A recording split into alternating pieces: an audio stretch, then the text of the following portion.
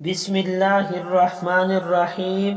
میرے بھائیو اور بہنوں، ساری زندگی اگر ہم سکون سے گزارنا چاہتے ہیں، اپنے گناہوں کی معافی چاہتے ہیں، اپنے تمام غموں کا خاتمہ چاہتے ہیں، تو پھر صرف ایک کام کر لیں۔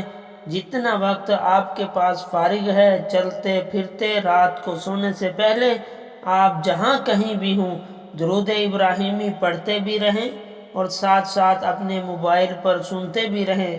میرے بھائیوں اور بہنوں، میں نے اپنی زندگی میں کوئی ایسا انسان نہیں دیکھا جو درود ابراہیمی کو زیادہ سے زیادہ پڑھتا ہو اور اس کی زندگی میں ٹینشن یا غم ہو۔ درود پاک کی ذرا شان سنیے گا۔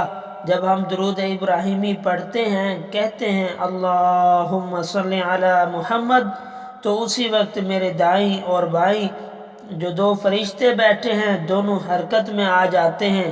ایک فرشتہ جو میری دائیں طرف بیٹھا ہے وہ فوراً میری نیکیاں لکھنا شروع کر دیتا ہے، اور جو فرشتہ بائیں طرف بیٹھا ہے میرے گناہوں کو مٹانا شروع کر دیتا ہے۔